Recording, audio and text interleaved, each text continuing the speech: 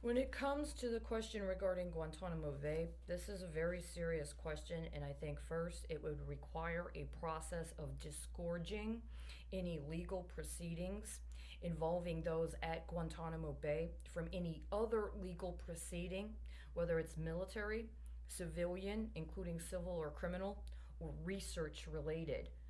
There needs to be accountability in the cases of any members of the legal profession, including via engagement of options via the financial sector, to abuse access to or assignment of any representation of those at Guantanamo Bay for purposes beyond providing legal assistance to the individual, their families, or their communities. The situation at Guantanamo Bay also has to be addressed in relationship to the U.S. military presence in the Caribbean overall, including Puerto Rico and other areas of the Caribbean.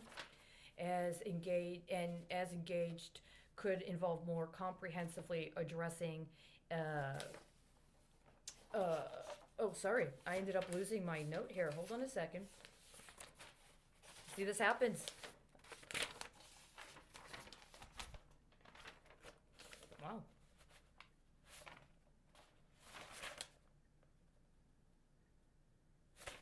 I lost an entire page just in this time.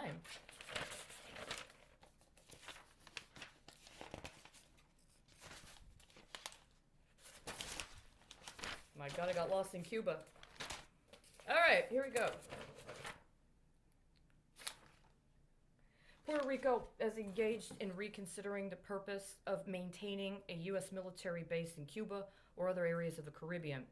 As for concerns about the return to their countries of origin or elsewhere, this is something that can be addressed concurrent with disclosure around the totality of the circumstances surrounding their detentions, so additional social supports and deterrents, as necessary, can be established and maintained regarding all parties involved.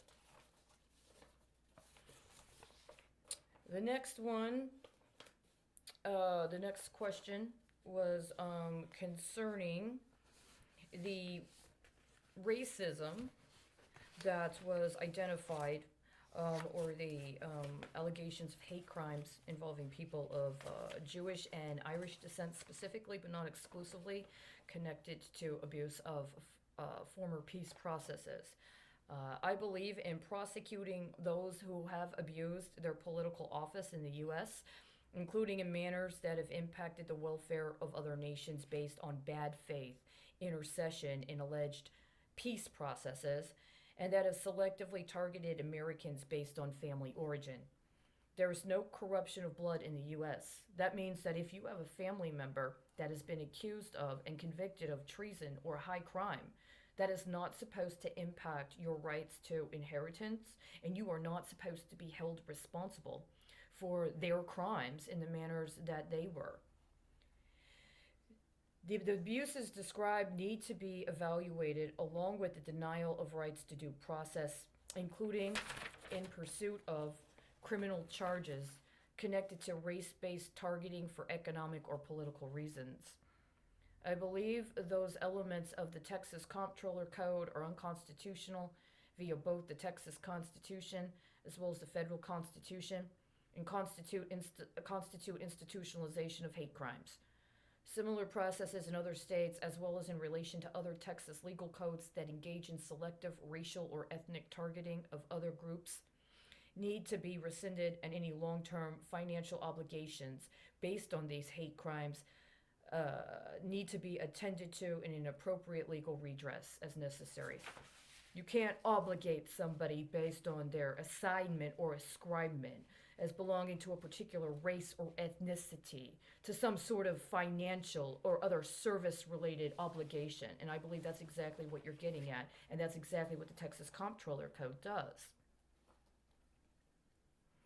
Um, for the next question, um, following the 2008 economic bailout, there was first proposed a system for evaluating individual credit.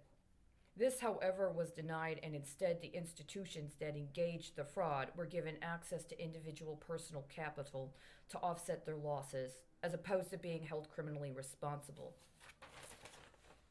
There's more than one person that has experienced this.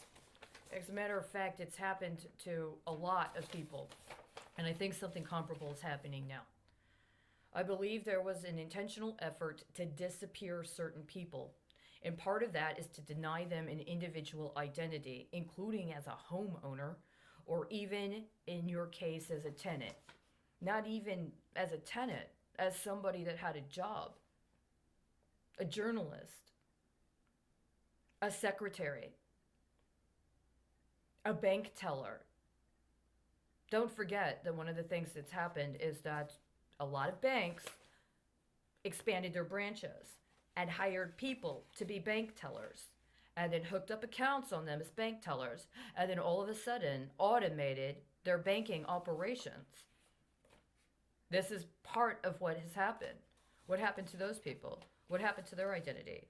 Can you get a job after you're put through a process like that? Or do they intentionally keep you unemployed so that you're allowed to be made accessible for the financial use, or what I call the human capital harvesting of those organizations, while you seek to support yourself using access to public resources through a public system that's being obligated to debt service by the very financial institutions that are dispossessing you of your capability to work or get a mortgage or get a loan or get redress for credit cards that had illicit charges on them? This is part of what you're talking about. And we need to address the glaring concerns raised by the October 31st, 2019 audit of the Department of State, as I believe that the Department of State has been permitted to interfere in domestic political efforts in manners that are criminal, are politically motivated, and that ultimately compromise their capability and credibility as well as domestic security. The CIA needs to be taken out of the role of election monitoring, as was proposed in last year's appropriations bill.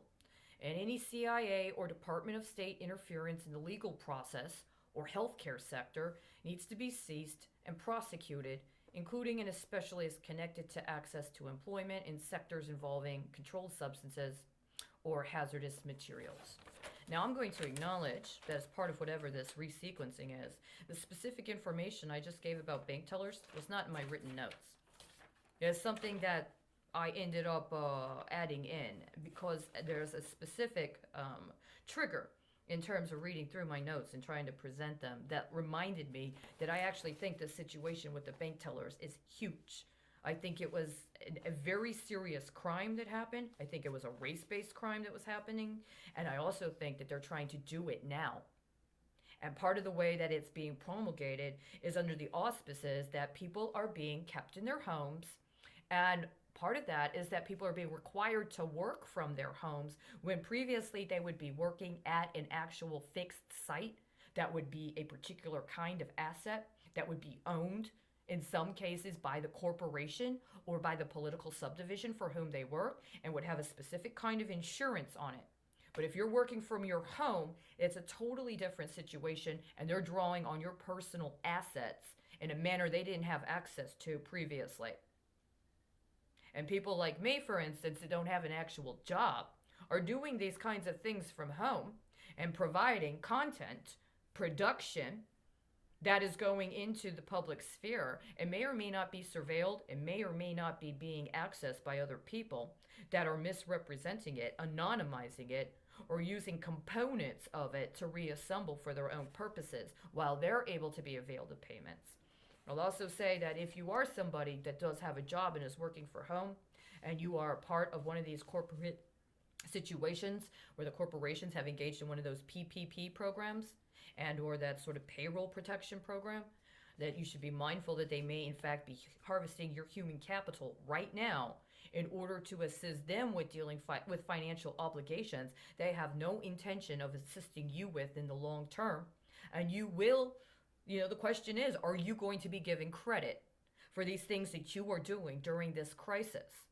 Or is this going to be another situation where we're repeatedly and consistently characterized as being in some sort of catastrophe or some sort of cataclysm that ends up trying to compel us to depreciate even more? This is part of the things that have happened significantly throughout history. It's part of what happened during the S&L crisis. It's part of what Enron was accused of. It's definitely part of what was happening in the 2008 banking bailout, and it's absolutely what they're trying to do now. They're trying to discount us for a cheap sell. To who?